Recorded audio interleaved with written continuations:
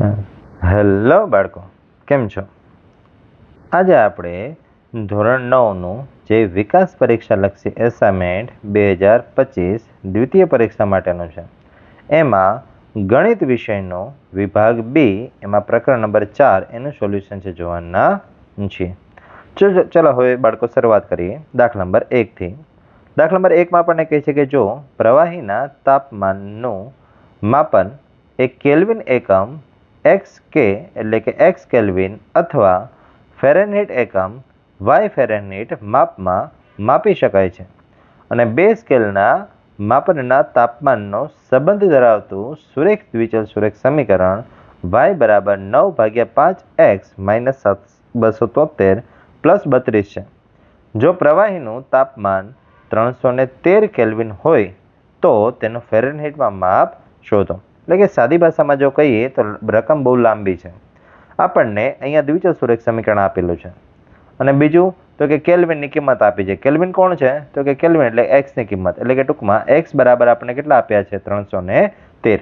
તો હવે શોધવાનું શું છે? તો કે ફેરનહીટ. ફેરનહીટ એટલે વાય. તો કે વાયની કિંમત કેટલી હશે? જો કે જનરલી મોટાભાગના દાખલામાં શું હોય તો કે સમીકરણ આપેલું હોય, એક્સની કિંમત હોય, વાયની કિંમત શોધવાની હોય. અહીંયા થોડુંક આપણને અટપટું આવ્યું કે ભાઈ અહીંયા કેલ્વિન અને ફેરનહીટ છે અને એમાં કેલ્વિન છે એક્સ છે, ફેરનહીટ છે એ વાય છે અને એનું સમીકરણ કંઈક આવું છે. અને એમાં જો એક્સ બરાબર 313 કેલ્વિન હોય તો ફેરનહીટ એટલે વાયની કિંમત કેટલી છે? આપણે જેમ નોર્મલી ગણીએ છીએ તે ગણવાનું છે બાળકો.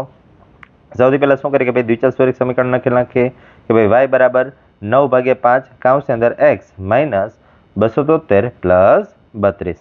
હવે જોઈએ તો કે કેલ્વિન એક્સ બરાબર કેટલા છે? તો કે 313. જ્યાં એક્સ દેખાય ત્યાં આપણે 313 લખવાના છે. બીજી બધી સંખ્યા એમને એમ રાખશું એટલે વાય એમના એમ, 9/5 એ પણ એમના એમ, એક્સ છે તો એની જગ્યાએ 313 લખી નાખીએ, પાછળ 273 એમના એમ પ્લસ 32 એમના એમ. ચલો 313 એમાંથી 272 બાદ કરી દઈએ. 313 માંથી 272 બાદ કરી દઈશું, વધશે 40. ચલો એટલે અહીંયા 9/5 એટલે કે 5 અને 40 બંને છેદ ઉડે એટલે આપણે છેદ ઉડાડી દઈએ તો કે 5 × 8 = 40 એટલે જવાબ કેટલો આવશે? 8. હવે જોઈએ તો કે અહીંયા 8 અને 9 એ બંનેનો ગુણાકાર કરી શકાય એટલે 9 × 8 = 72, પાછળ 32 છે સરવાળામાં એટલે 72 અને 32 એ બેનો સરવાળો કરી દે એટલે જવાબ આવશે 104. એટલે કે અહીંયા જ્યારે કેલ્વિન છે એ 313 હોય ત્યારે ફેરનહીટ કેટલા હશે? તો કે ત્યારે ફેરનહીટ 104 હશે. ચલો હવે બીજો દાખલો જોઈએ તો બીજા દાખલામાં આપણને કહે છે કે x બરાબર 5 અને y બરાબર 4 એ સમીકરણ 4x માઇનસ ky બરાબર 10 નો એક ઉકેલ હોય તો kની કિંમત શોધો. એટલે આપણને અહીંયા ટૂંકમાં x અને y ની કિંમત આપી દીધી છે. આના આધારે અહીંયા જે k છે એની કિંમત કેટલી થશે આપણે ગોતવાની છે. ચલો હવે આપણે સાદુરૂપ આપીએ તો કે સૌથી પહેલાં તો સમીકરણ લખી નાખીએ કે ભાઈ 4x માઇનસ ky બરાબર 10 અને એમાં x બરાબર 5 અને y બરાબર 4 મૂકતા, કારણ કે રકમની અંદર આપણને કહી દીધું છે. ચલો તો હવે અહીંયા શું કરીએ કે ભાઈ જ્યાં x છે ત્યાં આપણે 5 મૂકી દઈએ એટલે 4 × 5 થઈ જશે, માઇનસ k એમના એમ અને y છે ત્યાં 4 મૂકી દઈએ એટલે કે 4 × k થઈ જશે બરાબર 10. તો કે 4 × 5 તો કે 20, k × 4 એટલે 4k બરાબર 10. ચલો હવે શું કરીએ કે ભાઈ આ 20 ને સામે જવા દે એટલે 20 અત્યારે પ્લસ સામે જશે એટલે માઇનસ, 10 - 20. 10માંથી 20 બાદ કરીએ પણ 10માંથી 20 બાદ ન થાય, 20માંથી 10 બાદ કરી દઈએ, નિશાની મોટા પદને મૂકી દઈશું એટલે 20માંથી 10 બાદ કરી દઈશું એટલે 10, પણ નિશાની મોટા પદની એટલે મોટા પદની નિશાની કેવી છે? માઇનસ. ચલો -4 ગુણાકારમાં સામે જશે ભાગાકારમાં એટલે -10/-4, બે માઇનસ માઇનસ કરવા થઈ જશે પ્લસ, 10/4 ભાગાકાર કરીએ એટલે કે 10 ને 4 વડે ભાગશું. ધારો કે અહીંયા 10 ને 4 વડે ભાગીએ તો 4 દુ 8, 2 વધશે, ઉપરથી ઉતારવા માટે કોઈ છે નહીં એટલે આપણે પોઈન્ટ મૂકી 0 ઉતારીએ, 2 × 5 = 10 એટલે જવાબ કેટલો આવશે? 2.5. એટલે કેની કિંમત આપણને 2.5 મળી. ચલો હવે આગળ જોઈએ તો કે અહીંયા આપણને સમીકરણ આપે છે ત્રીજા દાખલામાં πx + y બરાબર 9 સમીકરણના 4 ઉકેલ શોધો. હવે અહીંયા આ દાખલો ગણતા પહેલા એક ચોખવટ કરી લઈએ કે ભાઈ અહીંયા કોઈ પણ દ્વિચલ સુરેખ સમીકરણને અનંત ઉકેલ હોય અથવા તો અસંખ્ય ઉકેલ હોય.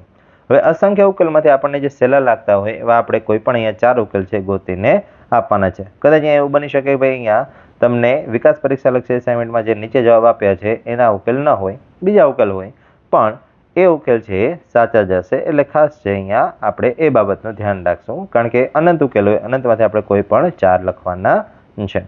ચલો હવે અહીંયા આપણે સૌથી પહેલાં તો શું કરવું કે ભાઈ દ્વિચલ સમીકરણ જે આપ્યું છે પાઈ એક્સ પ્લસ વાય બરાબર 9, એમાંથી વાયને કરતા બનાવે. એટલે વાયને કરતા બનાવશો એટલે શું થઈ જશે તો કે અહીંયા જે પાઈ એક્સ છે એને સામે લઈ જવાનું થશે. એટલે પાઈ છે એક્સ અહીંયા પ્લસ હતા, સામે જશે એટલે માઇનસ થઈ જશે. ચલો હવે અહીંયા શું કરીએ કે ભાઈ આપણે વાયને કરતા બની ગયો, એક્સની અલગ અલગ કિંમત લેતા જઈએ અને એ પ્રમાણે વાયની કિંમત શોધતા જઈએ.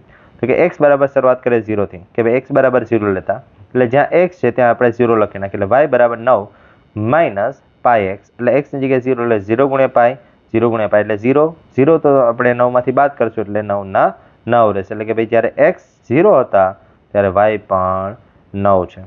ચલો હવે આગળ તો કે એક્સ બરાબર 1 લેતા, જ્યાં એક્સ છે ત્યાં 1 મૂકી દઈએ. તો વાય બરાબર 9 માઇનસ પાઈ એક્સ, એક્સની જગ્યાએ 1 મૂકી દઈએ એટલે 1 ગુણ્યા પાઈ એટલે ખાલી એકલા પાઈ, એટલે વાય બરાબર 9 માઇનસ પાઈ, એટલે કે જ્યારે એક્સ બરાબર 1 ત્યારે વાય બરાબર 9 માઇનસ પાઈ. ચલો હવે એક્સ બરાબર 2 લેતા, તો હવે અહીંયા શું કરીએ કે ભાઈ સમીકરણમાં જ્યાં એક્સ દેખાય ત્યાં 2 મૂકી દઈએ. એટલે વાય બરાબર 9 માઇનસ પાઈ એક્સ, એટલે એક્સની જગ્યાએ 2 મૂકીએ એટલે અહીંયા 9 માઇનસ પાઈ ગુણ્યા 2, એટલે 2 ગુણ્યા પાઈ એટલે 2 પાઈ, એટલે કે અહીંયા વાયની કિંમત મળશે 9 માઇનસ 2 પાઈ. ક્યારે? તો એક્સ બરાબર 2 હોય ત્યારે. ચલો હવે આગળ એક્સ બરાબર 3 લેતા, તો કે એક્સ બરાબર જ્યારે 3 લેશું ત્યારે શું થશે તો કે એક્સની જગ્યાએ 3 લખી નાખો, એટલે 9 માઇનસ પાઈ એક્સ, એટલે કે અહીંયા 9 માઇનસ પાઈ ગુણ્યા 3, 3 ગુણ્યા પાઈ એટલે 3 પાઈ, એટલે વાય બરાબર આપણને 9 માઇનસ 3 પાઈ મળ્યું. ચલો તો આવી રીતે છે આપણને એક્સ બરાબર 0 ત્યારે વાય બરાબર 9, એક્સ બરાબર 1 ત્યારે વાય બરાબર 9 માઇનસ પાઈ, એક્સ બરાબર 2 ત્યારે વાય બરાબર 9 માઇનસ 2 પાઈ, એક્સ બરાબર 3 ત્યારે વાય બરાબર 9 માઇનસ 3 પાઈ. એટલે આવી રીતે 4 અલગ અલગ છે આપણને બિંદુઓ મળે છે. ચલો હવે ચોથા દાખલામાં જોઈએ તો ચોથા દાખલામાં આપણને કહે છે કે ભાઈ બિંદુઓ 4, 0 અને વર્ગમૂળ 2, 4 વર્ગમૂળ 2 એ સમીકરણ x માઇનસ 2y બરાબર 4 ના ઉકેલ છે કે નહીં તે ચકાસો.